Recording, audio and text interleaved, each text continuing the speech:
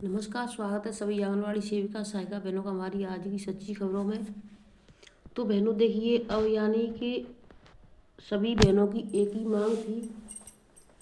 अब मैं सबसे पहले तो ये कहना चाहूँगी, जिन बहनों ने अभी तक चैनल को सब्सक्राइब नहीं किया है तो जल्दी से सब्सक्राइब कर लें और अपनी जो भी समस्या है पोषण ट्रैकर की हो या चाहे कोई भी हो, हमारे चैनल पर सभी प्रकार की वीडियो डाल दी गई है, जा करके देख लें, अपनी सभी कार्य पूरे करें। अब देखिए, आंगनबाड़ी बहनों की कुछ मांगें थी कि फ़ोन डिब्बा हो चुके हैं, ये फ़ोन चलता नहीं है, 5G का ज़माना है।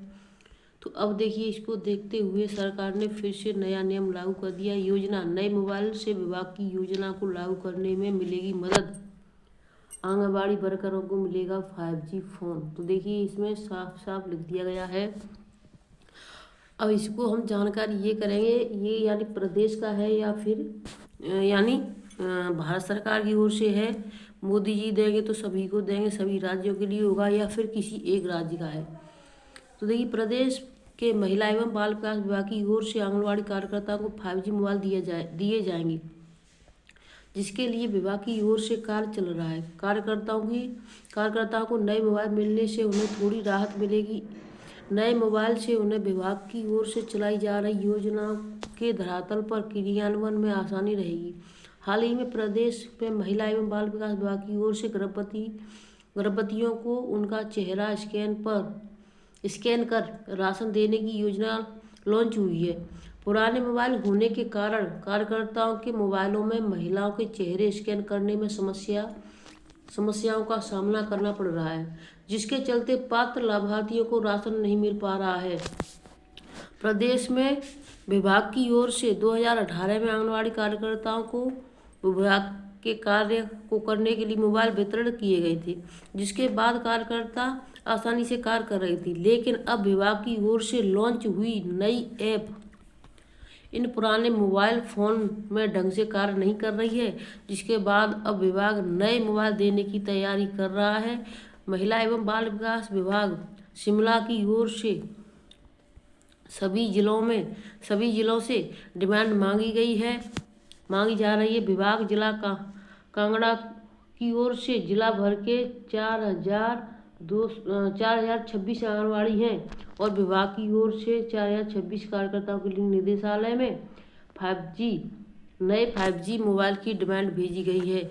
तो यानी अब ये भारत सरकार का मोबाइल यानी पोषण ट्रैकर ऐप है बहनों। तो इसमें अब ये जो मोबाइल मिलेंगे वो राज्य सरकार की तरफ से मिलेंगे।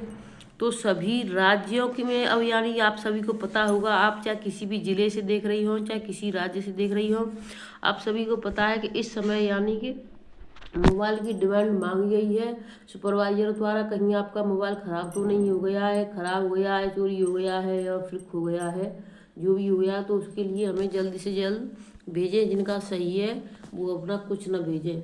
तो देखिए, अब सभी जगहों पर ये मोबाइल आ रहे हैं, जिसे अब जो 5G, जिसके बाद अब सभी बहनों का कार्य आसान हो जाएगा। निदेशालय की ओर से आंगनबाड़ी कार्यकर्ताओं को नए 5G मोबाइल वितरण किए जाएंगे, जिसकी तैयारी शिमला में चल रही है। प्रदेश में गर्भवती महिलाओं के राशन देने के लिए नई ऐप लॉन्च की गई है, जो पुराने मोबाइल में ढंग से कार्य नहीं कर पा रही है। इसके बाद यह निर्णय लिया गया है। अशोक कुमार शर्मा, DPO महिला एवं बाल विकास विभाग कांगड़ा स्थित धर्मशाला। तो ये सभी राज्यों में चल रहा है बहनों। अब सभी राज्यों में मोबाइल आने वाले हैं, क्योंकि देखिए यूपी में भी इसकी रिपोर्ट मांग ली गई है, राजस्थान में भी मांग ली गई है और ये आपका यहाँ पर शिमला में भी मांग ली गई है। तो यानी कि हर जगह अब यानी ये भारत सरकार का ऐप है। तो प्रधानमंत्री जी के आदेश होंगे कि नया मोबाइल दो, जब तक कार्य पूरे नहीं होंगे तो उन्हें ये आसान नहीं मिलेगा। अब देखिए, शिक्षा विभाग चयन आयोग पर बड़ा परीक्षा तिथि घोषित करने का दबाव बना हुआ है। परीक्षा में 60 से 90 दिन पहले तिथि घोषित किए जाने की कर रहे मांग। उत्तर प्रदेश शिक्षा सेवा चयन आयोग पर लंबित भर्ती परीक्षाओं की तिथि घोषित करने का दबाव बढ़ने लगा है। सोमवार को प्रतियोगी छात्रों ने आयोग में ज्ञापन भी सौंपा। आयोग की ओर से आश्वासित किया गया कि छात्रों की मांगों पर विचार किया जाएगा। कुछ दिन पहले आयोग की ओर से TGT PGT परीक्षा और असिस्टेंट प्रोफेसर परीक्षा के आयोजन के लिए सभी जिला अधिकारियों को पत्र भेजकर केंद्रों की सूची मांगी गई थी। पत्र में यह उल्लेख भी था कि दोनों परीक्षाएं दिसंबर के तीसरे सप्ताह से जनवरी के दूसरे सप्ताह के बीच कराई जाएंगी। हालांकि आयोग ने अब तक परीक्षा तिथि घोषित नहीं की है। अभ्यर्थियों को चिंता सता रही है कि आयोग ने अचानक तिथि घोषित कर दी थी तो तैयारी करने का समय नहीं मिलेगा। सोमवार को प्रतियोगी छात्र मोर्चा के बैनर तले आयोग पहुंचे अभ्यर्थियों ने मांग की कि परीक्षा तिथि 60 से 90 दिन पहले घोषित की जाए ताकि तैयारी के लिए पर्याप्त समय मिल सके। यह मांग भी उठी कि नए अधियाचन के लिए पोर्टल को खोला जाए। अभ्यर्थी चाहते हैं कि नई भर्ती का विज्ञापन भी शीघ्र जारी किया जाए।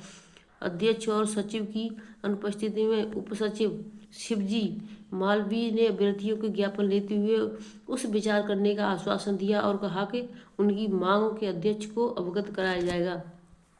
बहनों, मैं आपको अब दूसरी खबर की तरफ ले चलती हूँ जो बहुत ज़रूरी है आपके लिए। एक और जानकारी मैं देना चाहूँगी, यानी कि ये अभी चल रहा है, ये एक आदेश और आ गया है कि बहनों का जो मानदेय है अब फिक्स हो गया, फिक्स टाइम पे मिल जाएगा। लेकिन ये हर महीने आदेश आता है, ऐसा नहीं कि कोई एक महीने के लिए, हर महीने ये आदेश आता है और वहीं का वहीं रह जाता है, कभी फिक्स टाइम पर नहीं आता है। देखिए वो उस समय आ गया था 30 अक्टूबर को, और नवंबर का तो अभी आया ही नहीं है। तो अब बताइए फिक्स कैसे हो गया? वो तो दीपावली के चक्कर में उस समय आ गया था फिक्स टाइम पर, नहीं तो कभी फिक्स नहीं आता है। शिक्षा सेवा चयन आयोग पर बड़ा परीक्षा कराने का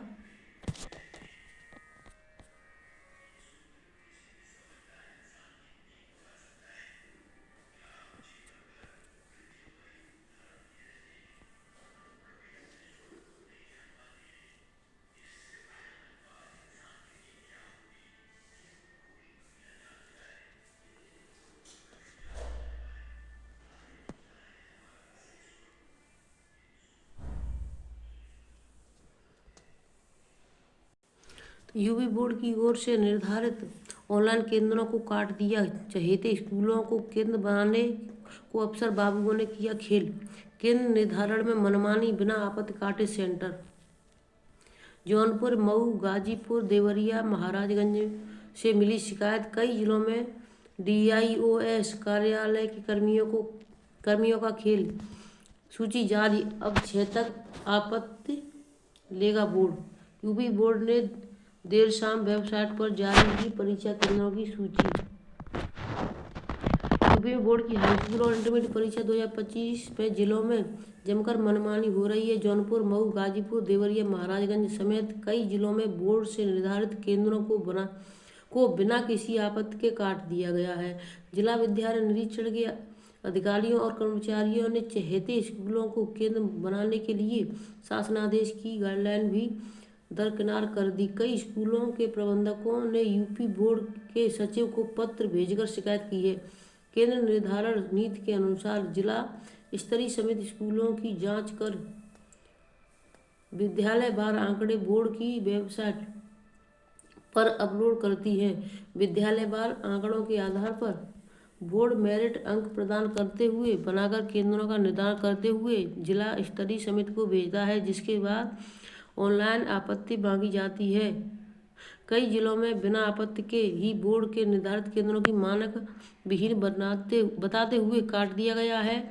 वित्त विहीन शिक्षक महासभा के प्रधान महासचिव जियारत हुसैन ने 25 नवंबर को साक्ष्यों के साथ बोर्ड सचिव से शिकायत की थी, जिसके बाद यूपी बोर्ड के अपर सचिव प्रशासन सरदार सिंह ने सभी जिला विद्यालय निरीक्षकों को पत्र लिखकर शासनादेश के अनुसार केंद्र बनाने के निर्देश दिए थे।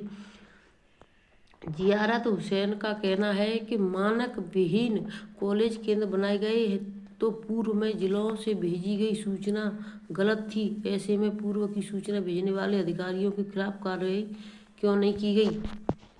तो यानी कि जो हाई स्कूल और इंटर की परीक्षा होगी तो उसमें जो सेंटर जाते हैं तो वो सेंटर में लोग अपने मनमानी ढंग से, यानी किस कॉलेज में बनाने उसमें अपने मनमानी तरीके से बना दिए गए हैं जिला अधिकारियों ने। अब हमें इससे कुछ नहीं लेना देना है बहनों। देखिए 20% तक बढ़ सकती हैं बिजली की दरें। पावर कॉर्पोरेशन के करोड़ की घाटे की दी दुहाई, गेंद आयोग के पाले में। अब देखिए लखनऊ से यानी आदेश आया यूपी में, यानी जो आपका अभी तक जो बिल जाता था उससे और ज़्यादा बिल जाया करेगा, 20% तक बढ़ सकती नहीं, बढ़ जाएंगी। क्योंकि जो कहते हैं वो कर देते हैं जल्दी, और जो यानी कि जनता कहती है उसको ना सुनता है कोई, ना करता है और ना कहता है, सिर्फ अपनी मनमानी चलाती है सरकारें। तो बहनों वीडियो को यहीं पर मैं बंद करती हूँ, फिर मिलेंगे आपसे नई अपडेट के साथ, तब तक के लिए धन्यवाद।